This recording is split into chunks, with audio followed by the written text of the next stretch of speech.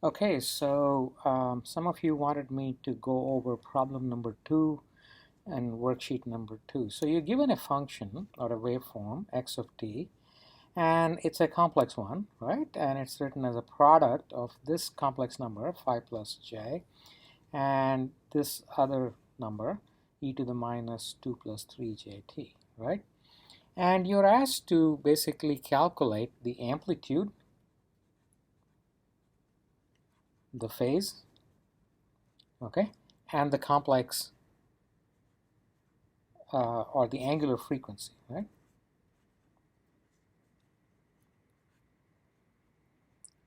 So the overall strategy should be to rewrite x of t in as a polar form complex number, right?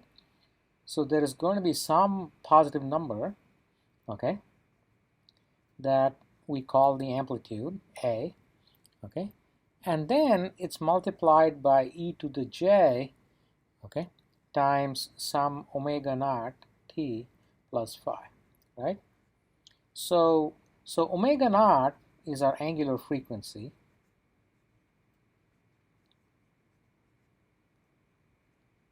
and phi, actually I used theta in the question, never mind, okay, is the phase, and this is the amplitude, right? So what we want to do is we want to take this number and we want to write it in this form, right? So we recognize that there's a part of it that's in rectangular coordinates, and there's a part of it that's already in polar form. So the best strategy is to convert this guy, the first term, to polar coordinates, right? So let's do that. So 5 plus j is a complex number that in polar coordinates is an amplitude given by square root of 5 squared plus 1 squared, right? So this is 5 squared, and the coefficient of this is 1. So this is going to be the amplitude of this number. And the phase is going to be e to the j times the arctangent of this coefficient, 1, okay, divided by 5. All right? So now that we have this in polar form, all we need to do is to essentially stick this guy here, okay, and sort of write it out. Okay, let's do that, right? So let me do that on the next page. So I can rewrite x of t as square root of 5 squared plus 1 squared, which is 25 plus 1, which is 26, okay, square root of 26, e to the j arctangent of 1 over 5, okay, and then I'm going to multiply that by e to the minus, okay, 2 plus 3j, okay, times t, right, this whole thing times t. So in looking at this, right, we can observe that there are several different types of terms. This term is just a pure constant, right? There is no time in it, okay? And it's also totally real because there's no j, right? Now, so this is totally real, okay? So this guy becomes part of the amplitude. Now, if you look at this term here, there's no time in it, all right? But it's got a j, so it's like e to the j theta, right? So this is like a purely phase type of term, right? Now, if you look at this guy here, it's got time in it. So this is a time varying thing.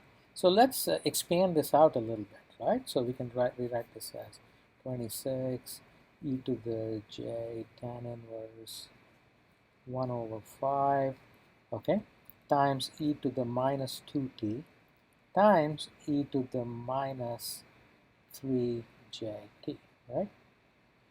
Now, this term has j in it, okay? So remember our sort of our classic formula. So if x of t is of the form amplitude, okay, e to the j omega naught t plus phi, right? So we can sort of see that omega naught is whatever multiplies j times t, right? So you got jt here, right?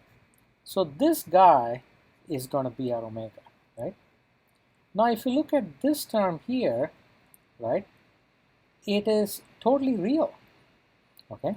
This is totally real, but it's time varying, right?